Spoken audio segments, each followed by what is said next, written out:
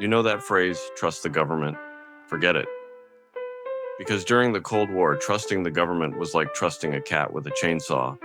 It sounds funny until someone loses an eye. The Cold War wasn't won by spies and strategy. It was a bizarre competition to see who could spend the most money on the dumbest ideas while still insisting it was national security. Psychic spies, LSD cocktails, Nazi scientists in suburban cul-de-sacs, wired-up cats, nukes for canals. It's all real. Today, we're diving deep into 6 of the most unhinged black ops in history. And by deep, I mean buckle up because this is going to get gloriously absurd. Let's start with Project Stargate, America's psychic espionage program. This ran from the 1970s into the 1990s, and yes, millions of taxpayer dollars went to paying people to stare at walls and see enemy positions. Imagine a fluorescent lit room, a gray carpet, a whiteboard, and some CIA officer telling you, find the Soviet submarine. The operative closes his eyes, focuses, and 2 hours later draws a blob on a map that looks suspiciously like his cat. Sometimes they claim to see missile silos, factories, or even submarines. But sometimes they were convinced that a Swedish barn in the distance was top-secret intelligence.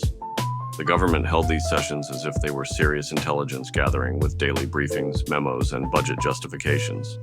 One remote viewer was convinced he could predict the future of war, while another insisted he could talk to plans for operational secrets. Somehow, in a room full of coffee, clipboards, and vague existential dread, this was considered a credible intelligence program. Millions of dollars later, the final report concluded, vague, ambiguous, non-actionable intelligence. Do not replicate. Translation: psychic spies don't work. But hey, at least someone got a nice office chair out of it. Next up, Operation Paperclip, or, as I call it, we need rockets and we'll figure out morality later. After World War II, the US panicked at the thought of the Soviets snapping up Germany's top scientists. The solution? Hire them first, regardless of what they did last decade. This included over 1,600 engineers and technicians, many of whom were literal Nazis. Werner von Braun, the guy who helped design the V-2 rocket for Hitler, went on to design the Saturn V and eventually helped put humans on the moon.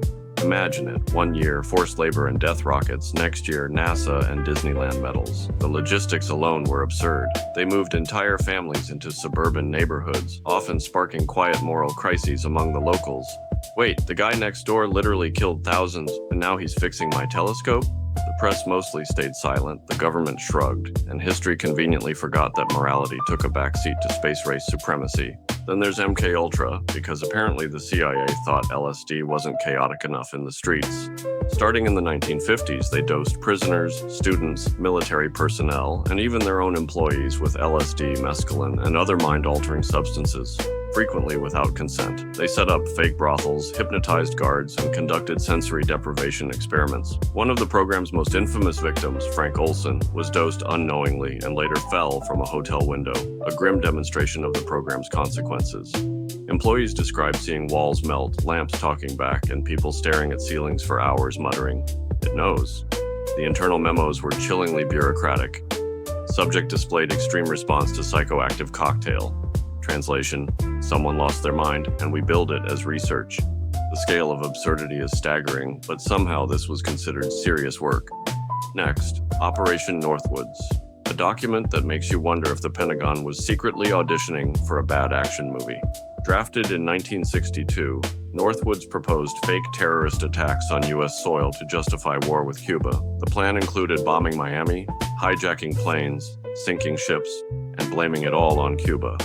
Imagine generals in a conference room pointing at maps, sipping coffee, and saying, Step 1, explode a ship.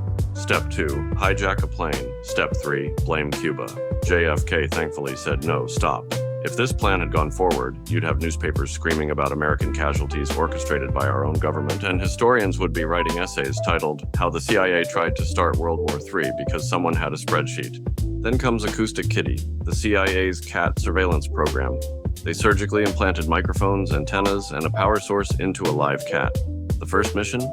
Approach a Soviet diplomat. Result? Taxi versus cat. Taxi wins. The agency debated pigeons as an alternative. Millions of dollars vanished, one poor feline endured a mechanical death sentence, and internal memos note that, yes, the cat technically completed training, before being flattened by traffic. Imagine briefing the board. Sir, the cat is dead, but the technology is promising. Somehow they didn't realize that cats are, in fact, cats. Finally, Operation Plowshare, the CIA's nuclear civil engineering program. The idea: use nukes to dig canals, harbors, and reservoirs. They detonated dozens of devices in the US, leaving glowing dust clouds, radioactive soil, mutated plants, and very upset locals. One proposal even suggested nuking Alaska to create a harbor. Alaska said no. The scientists' defense? It's research. Research into what exactly? Perhaps glowing moose migration or how much plutonium makes a good swimming pool. Eventually, the program ended because, shockingly, detonating nukes in civilian areas causes problems. So, what's the lesson here? If you feel unqualified at your job, remember, somewhere, someone stapled a microphone to a cat and got paid. Someone else proposed nuking Alaska.